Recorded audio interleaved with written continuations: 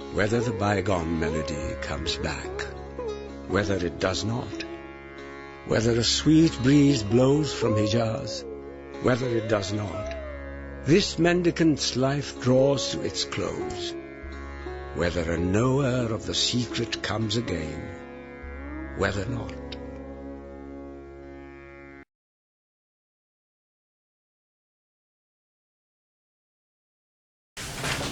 سید سے مراد ہے سر سید. سر سید احمد خان ان لوگوں میں سے ہیں جنہوں نے اقبال کے فکر کو بہت زیادہ متاثر کیا. اقبال ان کی شخصیت سے بھی، ان کے نصب العین سے بھی اور ان کی مقصدیت سے بھی بے حد متفق تھے. کچھ اختلافات کے پہلو بھی تھے، اور وہ بھی جہاں جہاں اقبال کو محسوس ہوا انہوں نے سر سید کی فکر سے اختلاف بھی کیا. لیکن وہ سر سید کے خلوص کو اور اپنی قوم اور ملت سے وابستگی کو ہمیشہ خراج تحسین پیش کرتے رہے، اور انہوں نے کثرت سے اس بات کا ذکر کیا ہے کہ میں میری دل اور دماغ پر اور میری شخصیت پر اور سوچوں کے انداز پر جن مقامی شخصیتوں کا بہت زیادہ اثر ہے ان میں ایک سر سید بھی ہیں. اے کہ تیرا مرغ جاں تارے نفس میں ہے اسیر، اے کہ تیری روح کا طاہر قفس میں ہے اسیر، اس چمن کے نغمہ پیراؤں کی آزادی تو دیکھ. یہ صفحہ ہے 55. شہر جو اجڑا ہوا تھا اس کی آبادی تو دیکھ. فکر رہتی تھی مجھے جس کی وہ محفل ہے یہی، صبر و استقلال کی کھیتی کا حاصل ہے یہی. سنگ تربت ہے میرا گرویدہ تقریر دیکھ، چشم باطن سے ذرا اس لوح کی تحریر دیکھ. مدعا تیرا اگر دنیا میں ہے تعلیم دین، ترک دنیا قوم کو اپنی نہ سکھلانا کہیں. واہ نہ کرنا فرقہ بندی کے لیے اپنی زبان، چھپ کے ہے بیٹھا ہوا ہنگامہ محشر یہاں. وصل کے اسباب پیدا ہوں تیری تحریر سے، دیکھ کوئی دل نہ دکھ جائے تیری تقریر سے. محفل نو میں پرانی داستانوں کو نہ چھیڑ، رنگ پر جو اب نہ آئیں ان فسانوں کو نہ چھیڑ. تو اگر کوئی مدبر ہے تو سن میری صدا، ہے دلیری دست ارباب سیاست کا عصا. عرض مطلب سے جھجک جانا نہیں زیبا تجھے، نیک ہے نیت اگر تیری تو کیا پرواہ تجھے. بندہ مومن کا دل بیم و ریا سے پاک ہے، قوت فرما روا کے سامنے بے باک ہے. ہو اگر ہاتھوں میں تیرے خامہ معجز رقم، شیشہ دل ہو اگر تیرا مثال جام جم. پاک رکھ اپنی زبان تلمیذ رحمانی ہے تو، ہو نہ جائے دیکھنا تیری صدا بے آبرو. سونے والوں کو جگا دے شعر کے اعجاز سے، خرمن باطل جلا دے شعلہ آواز سے. جو اقبال کی فکر کے بڑے بڑے موضوعات ہیں جن پر وہ اردو میں بھی اور فارسی میں بھی شاعری بھی کرتے رہے اور تحریریں بھی ان کی ہیں، ان کی بنیاد اس نظم میں ساری موجود ہے جو انہوں نے سر سید کے لوح مزار کی زبان سے کہلوائی ہے. انہوں نے خراج تحسین پیش کیا سر سید کو، اور سر سید کی طرف سے قوم کے لوگوں کو، اور یہ کہ جو بہت برے حالات تھے جب انہوں نے تحریک علی گڑھ شروع کی اور جتنا زوال پذیر ہوتے جا رہے تھے مسلمان، اس میں صورتحال کچھ بہتر ہو گئی. یہ کہہ کے پھر آپ دیکھیے، گرویدہ ہوتا ہے جو مائل ہو، چاہ رہا ہو، طالب ہو. یعنی سر سید کی جو مزار پہ پتھر لگا ہوا تھا وہ گفتگو کرنا چاہ رہا تھا، اور اس نے پھر یہ گفتگو کی. اگر دنیا میں تم دین کی تعلیم دینا چاہتے ہو، ان پر بے شک اگر نمبر لگا لیے جائیں تو واضح ہو جائے گا کہ کون کون سے اہم نکات ہیں، اور ہم یہ سمجھ سکتے ہیں کہ اقبال نے فکر سر سید سے کیا اخذ کیا، کون کون سے پہلو. اگر دین کی تعلیم آپ نے دنیا میں عام کرنی ہے تو یہ ذہن میں رکھیے کہ قوم کو، امت کو ترک دنیا کا پیغام مت دیجیے گا. ترک دنیا وہ ہے جسے رہبانیت کہا جاتا ہے، اور رہبانیت تو اسلام میں ہے نہیں. ہمارے لیے تو ہے ربنا آتنا فی الدنیا حسنہ و فی الآخرۃ حسنہ. دنیا پہلے ہے کیونکہ اس ہمارا حال ہے. پہلے فکر حال کی ہوگی، پھر فکر مستقبل کی ہوگی.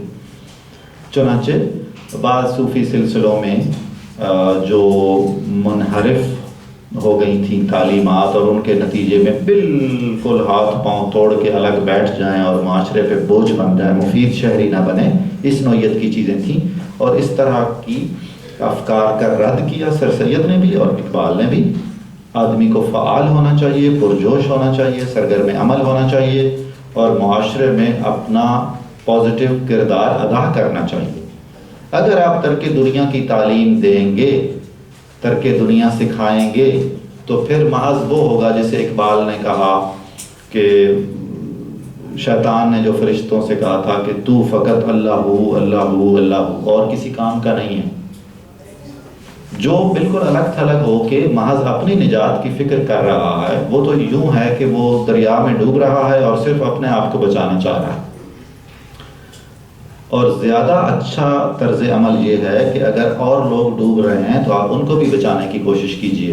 الگ تھلگ ہو کر بیٹھ جائیں گے، ماہو عبادت رہیں گے تو خود تو چلیے نجات پا جائیں گے، لیکن جو آپ کے ذمہ فرائض ہیں، جو حقوق ہیں، جو خدمت انسانیت ہے، جو حقوق العباد ہیں، وہ سارے کہاں جائیں گے؟ تو گویا تعلیم دین کے لیے بالکل زہر قاتل ہے ترک دنیا کا نظریہ. فرقہ بندی ہے، کہیں اور کہیں ذاتیں ہیں. کیا زمانے میں پنپنے کی یہی باتیں ہیں؟ آپ دیکھ لیجئے کہ اس نے کتنا نقصان پہنچایا. کہ آپ نے اگر فرقہ بندی پر مبنی کوئی ایک بات بھی کر لی تو یہاں اتنے جنات اور قیامتیں چھپی ہوئی ہیں کہ اس ایک جملے پر پتہ نہیں کیا کیا یہاں ہو جائے گا. لہٰذا محتاط رہیے، فرقہ بندی کی طرف نہ آئیے، نہ وہ سوچیے اور نہ وہ زبان پہ لے آئیے. وصل کا مطلب ہوتا ہے ملاپ. اگر آپ لکھنے والے ہیں یا آپ کے پاس کوئی بھی فن ہے، کوئی بھی صلاحیت ہے، تو اس کا بہترین استعمال یہ ہے کہ وہ لوگوں کو ملانے کے لیے آپ استعمال کریں. اس کے پیچھے جلال الدین رومی کا فیضان ہے، تو برائے وصل کردن آمدی، تو ملانے کے لیے آیا ہے اس کائنات میں، نئے برائے فصل کردن آمدی، جدا کرنے کے لیے نہیں آیا. تیرا نصب العین لوگوں کو اکٹھا کرنا ہونا چاہیے، نہ یہ کہ تو منتشر کرے. کسی کے دل کو نہیں دکھائیے، نہ اپنی تحریر سے نہ اپنی گفتگو سے. یہ بھی اقبال کے ہاں بہت اہم بات ہے اور بہت اچھا پیغام ہے. اور اس پیغام پر ہمارے سارے مقرروں، مذہبی رہنماؤں، سیاسی رہنماؤں، میڈیا اینکرز، صحافی، فنون لطیفہ سے متعلق لوگوں کو سمجھنے اور غور کرنے کی ضرورت ہے.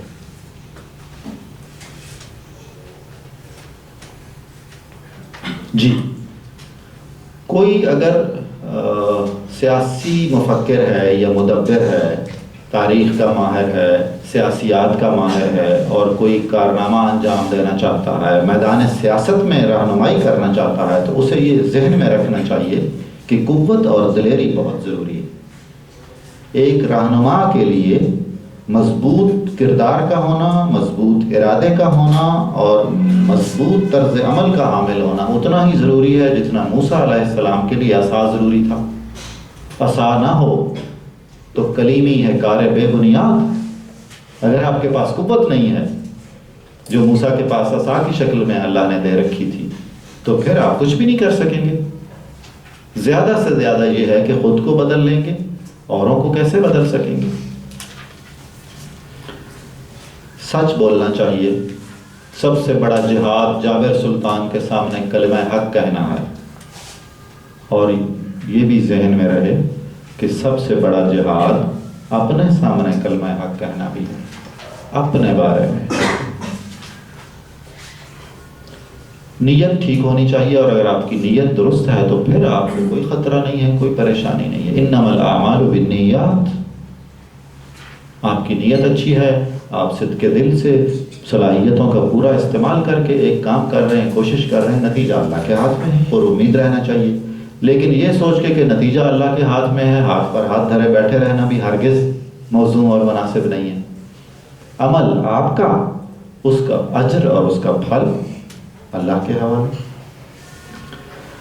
بندہ مومن کے دل کو خوف سے بھی آزاد ہونا چاہیے، بیم خوف ہوتا ہے، ریا کہتے ہیں دکھاوا، نمائش، نمود و نمائش، اس سب سے بالا تر ہونا چاہیے۔ یہ بہت بڑی صفت ہے انسان کی بھی اور مسلمان کی تو خاص طور پر۔ تبھی وہ حاکم کے سامنے سچ بول سکے گا، حاکم سے نہیں ڈرے گا۔ جو ایک قوت سے ڈرتا ہے اور وہ قوت خدا و تعالی ہے، وہ پھر اور کسی قوت سے نہیں ڈرے گا۔ ایک ہی ڈر اختیار کیجئے، باقی تمام خوفوں سے نجات حاصل کر لیجئے۔ وہ ایک سجدہ جسے تو گراں سمجھتا ہے، 1000 سجدوں سے دیتا ہے آدمی کو نجات۔ ایک جگہ سرنڈر کر دیجئے جو خدا ہے، تو ہر جگہ آپ کو ہتھیار ڈالنے کی ضرورت نہیں پڑے گی۔ جی، خامہ کہتے ہیں قلم کو جس سے لکھا جاتا ہے، معجز رقم جس کی تحریر معجزانہ ہو، بالکل انقلاب پیدا کر دے، یقین ہی نہ آئے کہ یہ ایسی عجیب و غریب تحریر بھی ہو سکتی ہے۔ جام جم کہتے ہیں ایران کا ایک بادشاہ تھا جمشید، جس کا نام جم تھا، جی، اس کے پاس ایک پیالہ تھا اور اس پیالے میں وہ پوری دنیا دیکھتا تھا وغیرہ وغیرہ۔ یہ ایک وہ ہے پرانی جو اساطیری میتھولوجی کی چیزیں ہوتی ہیں۔ اب جام جم فارسی اور اردو شاعری میں استعارہ بن گیا دل کے لیے، صاف پاکیزہ دل کے لیے۔ ایسا صاف اور پاکیزہ دل جو اپنی خودی بھی سکھاتا اور دکھاتا ہے اور کائنات کے بارے میں بھی آگاہی دیتا ہے اور رہنمائی کرتا ہے۔ وہ ہماری اپنی فکر بھی ہے، تدبر بھی ہے، تفکر بھی ہے، جس کی دعوت دی گئی قرآن میں بھی اور تمام لٹریچر میں بھی۔ یہ اب فنون لطیفہ والے لوگوں کے لیے یہ پیغام ہے، خاص طور پر وہ جو لکھتے ہیں یا بولتے ہیں۔ ان میں اساتذہ بھی شامل ہیں، ان میں وکلاء بھی شامل ہیں، ان میں جج بھی ہیں، سارے ہیں۔ یعنی جن کی گفتگو یا جن کی تحریر اثر انداز ہو سکتی ہے، انہیں اپنی زبان کو پاک صاف ستھرا رکھنا چاہیے، جھوٹ سے بھی اور منفی چیزوں سے بھی، اس لیے کہ وہ خدا کے شاگرد ہیں۔ تلمیذ کا مطلب ہے شاگرد، عربی لفظ فارسی اردو میں رائج ہے، تلمیذ رحمانی، اللہ کا شاگرد۔ شاعروں کو خاص طور پر اللہ کا شاگرد کہا جاتا ہے کہ وہ جو شاعری ہے وہ اللہ کے سرچشمہ الہام سے شاعروں کے دلوں پہ نازل ہوتی ہے۔ ہر لکھنے، پڑھنے، بولنے والے کو اپنے لفظوں کے بارے میں بہت محتاط ہونا چاہیے کہ ان کی آبرو نیلام نہ ہو جائے، یہ بے قدر نہ ہو جائیں۔ سوچ کے بولنا چاہیے، سوچ کے لکھنا چاہیے اور سچ لکھنا چاہیے۔ آخری شعر میں یہ پتہ چلتا ہے کہ شاعری کا ایک برتر مقصد ہے، اور وہ مقصد یہ ہے کہ اس کے پیچھے پورا ایک پیغام ہے، اور وہ پیغام ہے جگا دینے کا۔ اس کتاب کا نام بھی ہے بانگ درا، جو قافلے کی گھنٹی یا نکارے کی آواز ہے جو ان سوئے ہوئے لوگوں کو جگاتی ہے اور انہیں سفر پر آمادہ کرتی ہے۔ اور اسے حق پر مبنی ہونا چاہیے تاکہ یہ باطل کے سامنے ڈٹ جائے۔ میں اس کو پڑھتا ہوں، آخری نظم آج کی یہ صفحہ۔ جی خرمن، جی ہاں، خرمن کہتے ہیں ڈھیر کو، فصل کے ڈھیر کو جب اس کو کاٹ لیا جاتا ہے۔ خرمن، کوئی پھلوں کی فصل ہے تو پھل اس کے اتار کے جہاں اکٹھے رکھے جاتے ہیں، جو بیس ہوتی ہے اس کو خرمن نہیں بولتے؟ نہیں، چھانٹ کے، جو چھڑائی ہوگی اس کو خرمن نہیں بولیں گے، جو چھڑ جائے گا پھل آ جائے گا اس کو بولیں گے۔ جی، جو خالص قابل استعمال چیز الگ ہو جائے گی نا، وہ خرمن ہے۔ جی